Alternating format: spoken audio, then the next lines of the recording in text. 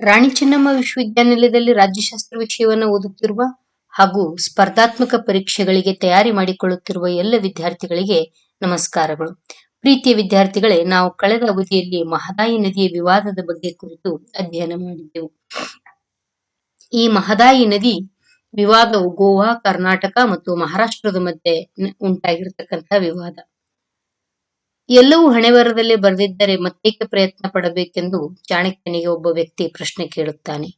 ಆಗ ಚಾಣಕ್ಯ ಹೇಳ್ತಾನೆ ಏನಂತಂದ್ರೆ, ನೀನು ಪ್ರಯತ್ನ ಪಟ್ಟರೆ ಮಾತ್ರ ನಿನ್ನ ಹಣೆಬರಹದಲ್ಲಿ ಬರೆದಿರುವುದು ಸಿಗುತ್ತದೆ ಎಂದಾಗಿತ್ತಂದ್ರ ನೀನು ಪ್ರಯತ್ನ ಪಡಲೇಬೇಕು. ಹಾಗೆ ಪ್ರಯತ್ನವೇ ಒಂದು ಪುರುಷಾರ್ಥ, ಪ್ರಯತ್ನದಿಂದನೇ ಎಲ್ಲವೂ ಸಿಗ್ತದೆ ಅನ್ನೋದನ್ನ ಚಾಣಕ್ಯನ ಮಾತಿನ ಅರ್ಥ. ಪ್ರೀತಿಯ ವಿದ್ಯಾರ್ಥಿಗಳೇ, ಈ ಮಹದಾಯಿ ನದಿಗಾಗಿ 2010ರಲ್ಲಿ ಒಂದು ನ್ಯಾಯಾಧಿಕರಣವನ್ನ ಯೋಜಿಸಲಾಯಿತು. ಇದು ಕರ್ನಾಟಕದ ಬೆಳಗಾವಿ ಜಿಲ್ಲೆಯ ಭೀಮಗಢ ಅನ್ನೋ ಒಂದು ಪ್ರದೇಶದಲ್ಲಿ ಹುಟ್ಟುಕೊಂಡು ಗೋವಾದ ಪಣಜಿಯ ಮೂಲಕ ಅರಬ್ಬಿ ಸಮುದ್ರವನ್ನ ಸೇರ್ತದೆ. ಸುಮಾರು 81 ಕಿಲೋಮೀಟರ್ ಉದ್ದದಲ್ಲಿ ಇದು 35 ಕಿಲೋಮೀಟರ್ ಒಂದು ಕರ್ನಾಟಕದಲ್ಲಿ, 1 ಕಿಲೋಮೀಟರ್ ಮಹಾರಾಷ್ಟ್ರದಲ್ಲಿ, 45 ಕಿಲೋಮೀಟರ್ ಒಂದು ಗೋವಾದಲ್ಲಿ ಹರಿಯುತ್ತದೆ.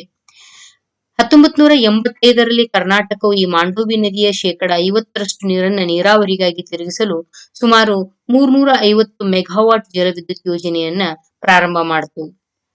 ಈ ಒಂದು ವಿದ್ಯುತ್ ಉದ್ದೇಶಕ್ಕಾಗಿ ಬಳಸಿದ ನೀರನ್ನ ನೀರಾವರಿಗೂ ಕೂಡ ಅವಕಾಶ ಮಾಡಿಕೊಡುವುದು ಈ ಯೋಜನೆಯ ಉದ್ದೇಶವಾಗಿತ್ತು. ಗೋವಾದಲ್ಲಿ ಕುಡಿಯುವ ನೀರು, ನೀರಾವರಿ ಉದ್ದೇಶಗಳಿಗಾಗಿಯೂ ಕೂಡ ಇದು ಉಪಯೋಗ ಆಗ್ತಾ ಇತ್ತು. ಈ ಮಾಂಡೋವಿ ನದಿ ಅಥವಾ ಈ ಕಳಸಾ ಬಂಡೂರಿ ನಾಲಾ ಯೋಜನೆಯ ಬಗ್ಗೆ ಈ ಬೆಳಗಾವಿ, ಧಾರವಾಡ, ಗದಗ ಜಿಲ್ಲೆಗಳಿಗೆ ಕುಡಿಯುವ ನೀರಿನ ಪೂರೈಕೆಯನ್ನು ಸುಧಾರಿಸಲು ಕರ್ನಾಟಕ ಸರ್ಕಾರ ಈ ಕಳಸಾ ಬಂಡೂರಿ ನಾಲಾ ಯೋಜನೆಯನ್ನ ಕೈಗೆತ್ತಿಕೊಂಡಿದೆ.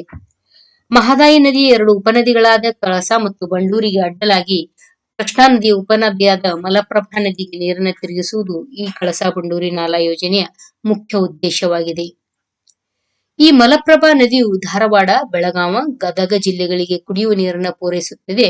ಈ ಕಳಸಾ ಬಂಡೂರಿ ಯೋಜನೆ 1981ರಲ್ಲಿ ಯೋಜಿಸಲಾಗಿತ್ತು. ಗೋವಾ ಅದಕ್ಕೆ ಆಕ್ಷೇಪ ವ್ಯಕ್ತಪಡಿಸಿತು. ಮಹದಾಯಿ ಜಲ ವಿವಾದ ನ್ಯಾಯಾಧಿಕರಣವನ್ನು 2010ರಲ್ಲಿ ಸ್ಥಾಪಿಸಲಾಯಿತು.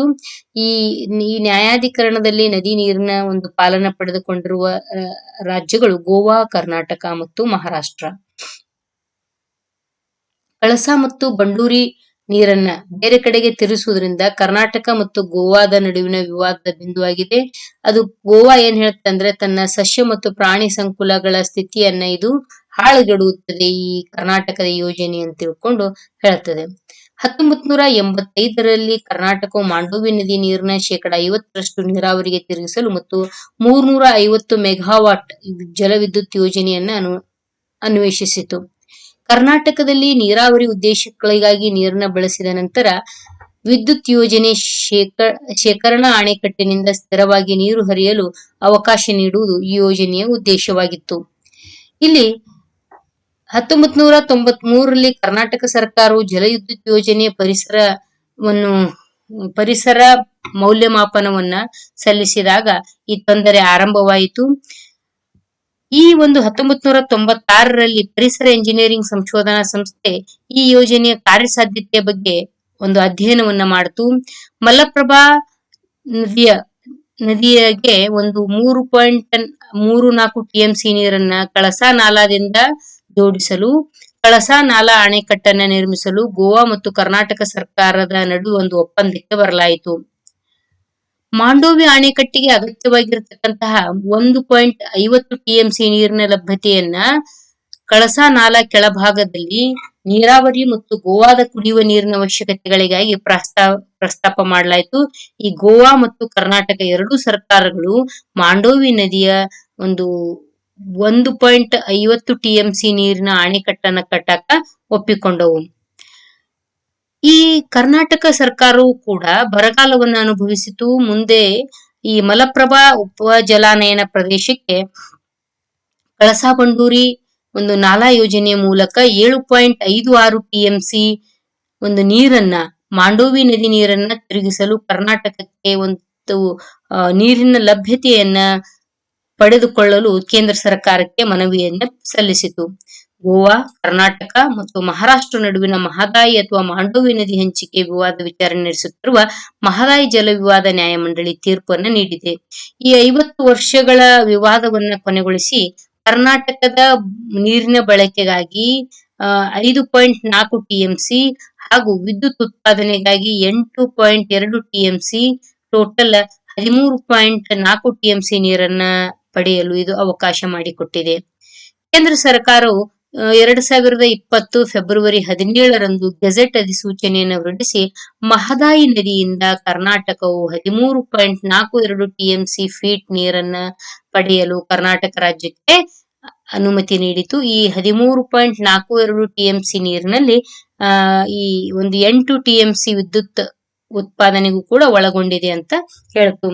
ಅಷ್ಟೇ ಅಲ್ಲ, ರಾಜ್ಯದ ಪುರಸಭೆ ನೀರಿನ ಅಗತ್ಯತೆಗಳು, ನೀರಾವರಿ ಮತ್ತು ಕೈಗಾರಿಕಾ ನೀರಿನ ಬೇಡಿಕೆಗಾಗಿ ನ್ಯಾಯಾಧಿಕರಣ ಅನುಮತಿ ನೀಡುವುದರ ಜೊತೆಗೆ ಗೋವಾದ 24% ಟಿಎಂಸಿ ನೀರನ್ನ ನಿಗದಿಪಡಿಸಲಾಯಿತು.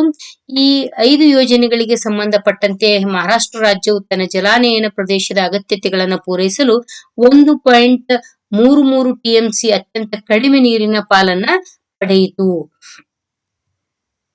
ಈ ನ್ಯಾಯಾಧಿಕರಣ ಈ ಸಮಸ್ಯೆಯನ್ನ ಪರಿಶೀಲಿಸಲು ಮಹದಾಯಿ ಜಲ ವಿವಾದ ನ್ಯಾಯಮಂಡಳಿ 2010ರಲ್ಲಿ ಸ್ಥಾಪನೆಯಾಯಿತು. ಆರಂಭದಲ್ಲಿ ಕರ್ನಾಟಕದ ಒಂದು ಬೇಡಿಕೆ 7.56 ಟಿಎಂಸಿ ಬದಲು 3.45 ಟಿಎಂಸಿ ನೀರನ್ನ ಮಲಪ್ರಭಾ ಅಣೆಕಟ್ಟಿಗೆ ತಿರುಗಿಸಲು 2018ರಲ್ಲಿ ಕರ್ನಾಟಕಕ್ಕೆ ಅವಕಾಶ ಮಾಡಿಕೊಟ್ಟಿತ್ತು. ಮತ್ತು ಕಳಸಾ ನಾಲಾದಿಂದ 1.18 ಟಿಎಂಸಿ ಮತ್ತು ಬಂಡೂರಿ ನಾಲಾದಿಂದ 2.27 ಟಿಎಂಸಿಯನ್ನ ತಮ್ಮ ಒಂದು ಮೂಲ ಇದರಿಂದನೂ ಕೂಡ 3.56 ಟಿಎಂಸಿ ಹಾಗೂ 4 ಟಿಎಂಸಿಗಳನ್ನ ಹಿಂದೆ ಪಡೆಯಲು ಕರ್ನಾಟಕಕ್ಕೆ ಅನುಮತಿ ನೀಡಲಾಯಿತು. ಅಂದ್ರೆ ಮೊದಲು ಕರ್ನಾಟಕ 3.56 ಟಿಎಂಸಿ ಮತ್ತು 4 ಟಿಎಂಸಿಗಳಿಗೆ ತನ್ನ ಹಕ್ಕನ್ನ ಮಂಡಿಸಿತ್ತು. ಆದ್ರೆ ನಮ್ಗೆ ಅವಕಾಶ ಕೊಟ್ಟಿದ್ದು, ಈ ನ್ಯಾಯಾಧಿಕರಣ ಅವಕಾಶ ಕೊಟ್ಟಿದ್ದು ಕಳಸಾ ನಾಲಾದಿಂದ 1.18 ಟಿಎಂಸಿ ನೀರನ್ನ ಪಡ್ಕೊಳ್ರಿ, ಇದು ಜೋಡಣೆ ಮಾಡಕ್ ಅವಕಾಶ, ಮತ್ತು ಬಂಡೂರಿ ನಾಲಾದಿಂದ 2.27 ಟಿಎಂಸಿ ನೀರನ್ನ ಪಡಿಬೇಕು, ಹೊರತು 4 ಟಿಎಂಸಿ ನೀಡೋದಿಲ್ಲ ಅಂತೇಳಿ ನ್ಯಾಯಾಧಿಕರಣ ಒಂದು ತೀರ್ಪನ್ನ ಕೊಟ್ಟು. ಟೋಟಲ್ ಈ ನ್ಯಾಯಾಧಿಕರಣದ ನಿರ್ಧಾರವನ್ನ ನಾವು ಆಗಸ್ಟ್ 2018ರಲ್ಲಿ ಮಹದಾಯಿ ನದಿ ನೀರಿನ ಹಂಚಿಕೆಗಾಗಿ ಅಂತಾರಾಜ್ಯ ಜಲ ವಿವಾದ ನ್ಯಾಯಾಧಿಕರಣವು ತನ್ನ ನಿರ್ಧಾರವನ್ನ ನೀಡಿತು. ಇದರಲ್ಲಿ ಗೋವಾ 33.395 ಸಾವಿರ ದಶಲಕ್ಷ ಘನ ಅಡಿ ಅಥವಾ ಟಿಎಂಸಿ ನೀರನ್ನ ಪಡೆದುಕೊಂಡಿತ್ತು. ಕರ್ನಾಟಕ 13.42 ಟಿಎಂಸಿ ಫೀಟ್ ಮತ್ತು ಮಲಪ್ರಭಾ ನದಿ ಜಲಾನಯನ ಪ್ರದೇಶಕ್ಕೆ ತಿರುಗಿಸಲು 3.9 ಟಿಎಂಸಿಯನ್ನ ಇದು ಒಳಗೊಂಡಿದೆ. ಮಹಾರಾಷ್ಟ್ರಕ್ಕೆ 1.33 ಟಿಎಂಸಿ ಹಂಚಿಕೆಯಾಯಿತು. ಸಮುದ್ರಕ್ಕೆ 147.935 ಟಿಎಂಸಿ ನೀರನ್ನ ಸಮುದ್ರಕ್ಕೆ ಬಿಡಲು ಈ ಒಂದು ನ್ಯಾಯಾಧಿಕರಣ 2018ರಲ್ಲಿ ಇದು ತೀರ್ಪನ್ನ ನೀಡಿತು. ಕರ್ನಾಟಕ ಒಂದು ಸರ್ಕಾರಕ್ಕೆ ಯಾವುದೇ ಒಂದು ಪರಿಸರ ಅನುಮತಿಯನ್ನು ಹಿಂತೆಗೆದುಕೊಳ್ಳಲಿಲ್ಲ ಮತ್ತು ಈ ಜಲಾನಯನ ಪ್ರದೇಶಗಳಿಗೆ ಕರ್ನಾಟಕ ರಾಜ್ಯ ಒಂದು ಈ 3 ಜಿಲ್ಲೆಗಳು ಬೆಳಗಾವ, ಗದಗ ಮತ್ತು ಧಾರವಾಡಗಳಿಗೆ ಕುಡಿಯುವ ನೀರಿನ ಒಂದು ವ್ಯವಸ್ಥೆಯನ್ನ ಮಾಡಿಕೊಡಲು ಯಾವುದೇ ಒಂದು ಸ್ಪಷ್ಟವಾದ ತೀರ್ಮಾನಕ್ಕೆ ಇಲ್ಲಿ ಬರಲಾಗ್ಲಿಲ್ಲ. ಅಂದ್ರೆ ಕರ್ನಾಟಕ ಸಲ್ಲಿಸಿರ್ತಕ್ಕಂಥ 7.56 ಟಿಎಂಸಿ ಬದಲಿಗೆ 3.9 ಟಿಎಂಸಿ ನೀರನ್ನ ಈ ಮಲಪ್ರಭಾ ನದಿಗೆ ತಿರುಗಿಸಕ ಅವಕಾಶವನ್ನ ಮಾಡಿಕೊಡ್ತು. ಮತ್ತು ಈ ಕಳಸಾ ನಾಲಾದಿಂದ 1.8 ಟಿಎಂಸಿ, ಬಂಡೂರಿ ನಾಲಾದಿಂದ 2.27 ಟಿಎಂಸಿ ನೀರನ್ನ ಅವಕಾಶವನ್ನ ಮಾಡಿಕೊಡಲಾಯಿತು. ಇದರಿಂದ ಆತ್ಮೀಯ ವಿದ್ಯಾರ್ಥಿಗಳೇ, ಈ 2 ರಾಜ್ಯಗಳ ಬಿಕ್ಕಟ್ಟು 2019ರವರೆಗೂ ಕೂಡ ಇದು ಹಾಗೆ ಮುಂದುವರಿತು. ಈ ಯೋಜನೆ ಕೇಂದ್ರ ಸಚಿವಾಲಯದ ತೀರ್ಮಾನಿಸಿದ ಆಧಾರ ಏನು, ಈ ಒಂದು ಜಲಾನಯನ ಪ್ರದೇಶ, ಈ ನದಿ ಜಲಾನಯನ ಪ್ರದೇಶದ ಮೇಲೆ ಇದು ಏನು ಪರಿಣಾಮ ಬೀರುತ್ತದೆ, ಕರ್ನಾಟಕದ ಜಲವಿದ್ಯುತ್ ಮತ್ತು ತಿರುವು ಯೋಜನೆ ಮುಂದುವರಿಸುವುದಾದರೆ ಈ ತಿರುವು ಯೋಜನೆಯಲ್ಲಿ ನಿರ್ಮಿಸಲಾದ 11 ಅಣೆಕಟ್ಟುಗಳು ಮತ್ತು 2145 ಹೆಕ್ಟೇರ್ ಅರಣ್ಯ ಪ್ರದೇಶ, ರಸ್ತೆಗಳು, ಅಣೆಕಟ್ಟುಗಳು, ವಿದ್ಯುತ್, ಟೌನ್ಶಿಪ್, ಕ್ಷೇತ್ರ ಕಚೇರಿಗಳಿಗಾಗಿ ಈ 330 ಹೆಕ್ಟೇರ್ ಅರಣ್ಯ ಭೂಮಿ ಮುಳುಗುತ್ತದೆ. ಇದರ ಬಗ್ಗೆ ಏನ್ ಕ್ರಮ ತೆಗೆದುಕೊಳ್ಳಲಾಗಿದೆ? ಮತ್ತು ಈ ಮಹದಾಯಿ ತಿರುವು ಯೋಜನೆಯಲ್ಲಿ ಜಲವಿದ್ಯುತ್ ಯೋಜನೆಗೆ ಅರಣ್ಯ ಭೂಮಿಯನ್ನ ಬಿಡುಗಡೆ ಮಾಡಿದ ನಂತರ ಬೆಳಗಾವಿ ಜಿಲ್ಲೆಯ ಅರಣ್ಯ ಪ್ರದೇಶದ 13ರಿಂದ 8% ಇಳಿಸಲಾಗುವುದು ಅಂತ ಕರ್ನಾಟಕ ರಾಜ್ಯವು ಹೇಳಿಕೊಂಡಿದೆ. ಈ ಪಶ್ಚಿಮ ಘಟ್ಟಗಳು ಜೀವ ವೈವಿಧ್ಯತೆ ಹಾಟ್ಸ್ಪಾಟ್ ಆಗಿದ್ದು ಅದನ್ನ ಸಂರಕ್ಷಿತ ಪ್ರದೇಶ ಎಂದು ಘೋಷಿಸಲಾಗಿದೆ. ಪಶ್ಚಿಮ ಘಟ್ಟಗಳು ಗೋವಾದಲ್ಲಿ ವನ್ಯ ಜೀವಿಗಳ ಸಂರಕ್ಷಿತ ಸಂಚಾರಕ್ಕೆ ನಿರಂತರವಾಗಿ ಕಾರಿಡಾರ್ ಅನ್ನು ಒದಗಿಸ್ತಾ ಇದೆ. ಮಹದಾಯಿಯಿಂದ ಯಾವುದೇ ನೀರನ್ನ ಕರ್ನಾಟಕವು ಬೇರೆ ಕಡೆಗೆ ತಿರುಗಿಸಿದರೆ ಬೃಹತ್ ಪೋಷಕಾಂಶಗಳು ಹರಿವು ನಿಲ್ಲುತ್ತದೆ. ಇದು ಮಹದಾಯಿ ವನ್ಯಜೀವಿ ಅಭಯಾರಣ್ಯದ ತಗ್ಗು ಪ್ರದೇಶದ ವೈವಿಧ್ಯಮಯ ಸಸ್ಯ ಮತ್ತು ಪ್ರಾಣಿಗಳ ಮೇಲೆ ಪ್ರಭಾವ ಬೀರುತ್ತದೆ ಎಂದು ಗೋವಾದ ವಾದವಾಗಿದೆ. ಈ ನೀರಿನ ತಿರುವು ಉಬ್ಬರವಿಳಿತದ ಮೂಲಕ ನೀರಿನ ಹೆಚ್ಚಳಕ್ಕೆ ಕಾರಣವಾಗುತ್ತದೆ ಎಂದು ಗೋವಾ ಸಮರ್ಥನೆ ಮಾಡಿಕೊಂಡಿದೆ.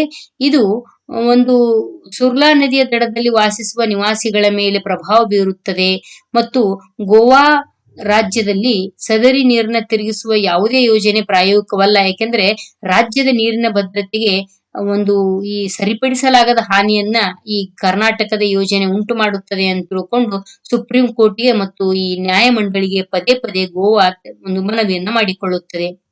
ಈ ಯೋಜನೆಯಿಂದ ಸಂಪೂರ್ಣ ಪರಿಸರ ದುರಂತದಲ್ಲಿ ಕೊನೆಗೊಳ್ಳುತ್ತದೆ. ಸಸ್ಯ, ಪ್ರಾಣಿ, ಬೆಟ್ಟ ಮತ್ತು ಘಟ್ಟಗಳು, ಬಯಲು ಪ್ರದೇಶಗಳು, ಮ್ಯಾಂಗ್ರೋವ್ ಅರಣ್ಯ ಮತ್ತು ಇತರ ಪ್ರಭೇದಗಳು ಸೇರಿದಂತೆ ಪ್ರಮುಖ ಸಮುದ್ರ ಜೀವಿಗಳು ನಾಶವಾಗ್ತವೆ ಅಂತ ತಿಳ್ಕೊಂಡು ಗೋವಾ ಸರ್ಕಾರ ಇಲ್ಲಿ ಒಂದು ಸುಪ್ರೀಂ ಕೋರ್ಟಿಗೆ ತನ್ನ ಮನವಿಯನ್ನು ಸಲ್ಲಿಸಿತು.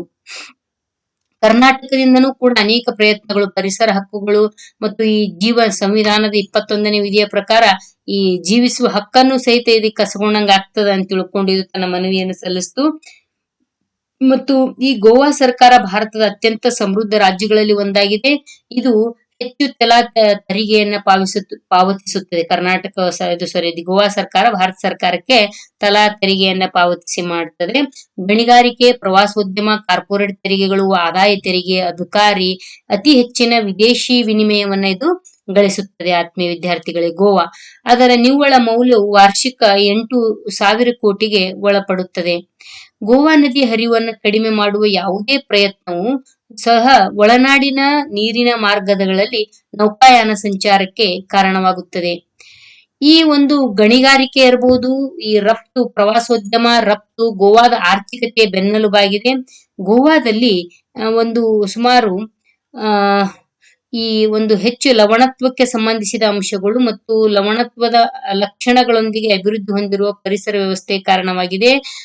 ಪಣಜಿ ಮತ್ತು ಮರ್ಮಗೋವಾ ಬಂದರುಗಳಿಗೆ ಹೋಗಲು ಈ ವಿಸ್ತರಣೆಯನ್ನು ಬಳಸಲಾಗುತ್ತದೆ. ಇಲ್ಲಿ ಈ ಸುಮಾರು ಈ ಮಹದಾಯಿ ನದಿ 46 ಕಿಲೋಮೀಟರ್ ಇಲ್ಲಿ ಹರಿತದಲ್ಲ, ಇದು ಮೀನುಗಾರಿಕೆಗೂ ಕೂಡ ಬಹಳಷ್ಟು ಅನುಕೂಲಕರವಾಗಿದೆ.